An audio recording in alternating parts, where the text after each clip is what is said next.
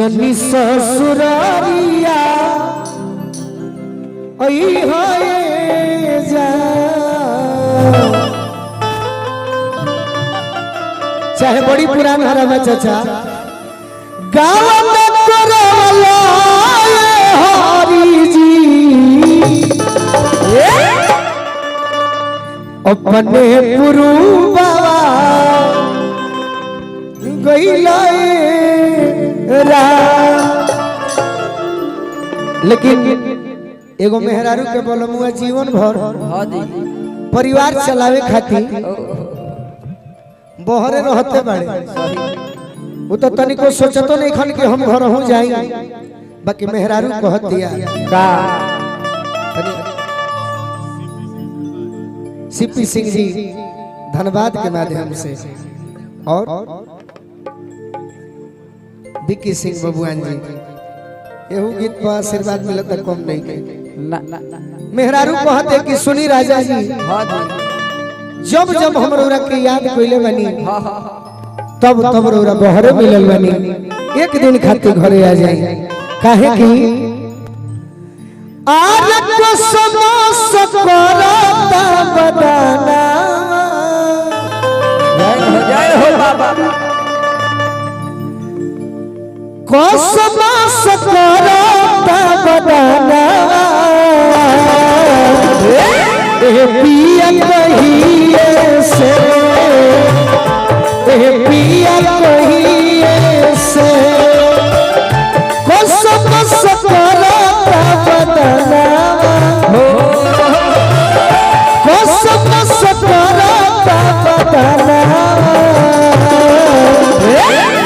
पिया कहिए से पिया कहिए से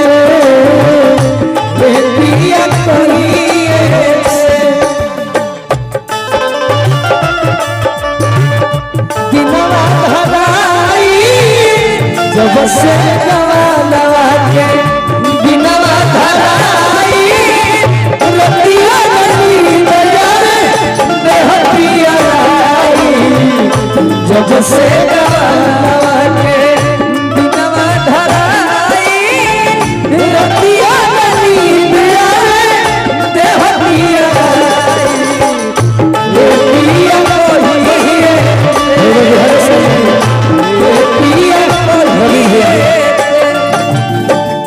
अभी अभी बहुत बहुत आशीर्वाद भी मिलल तनी ट्रेवल के में काम साहिबा जी मैं एक इस भोजपुरी का बड़ा ही छोटा कलाकार हूँ मैं परिचय देना जरूरी नहीं समझा आपसे क्योंकि मैं गाना गा रहा हूँ अगर श्रोता मुझसे खुश हो गए तो वही हमारा परिचय है सही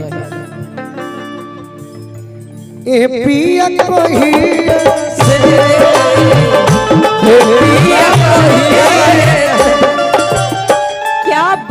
क्या बात कह दी इन्होंने तो इतना खूबसूरत म्यूजिक सुन रहे हैं आप सभी प्लीज गिव मी 1 मिनट अति सुंदर ये आशीर्वाद पटना जिला का शान पूरे बिहार का शान मौर्य होटल के पूरे जो हमारे ही सब कुछ है गार्जियन बीडी सिंह जी हमारे बीडी चाचा के तरफ से पुरस्कार आशीर्वाद आइल बा अब रौरा बोली कुछ बोली साहिबा जी अब मैं ये बोलना चाहूंगी कि इतना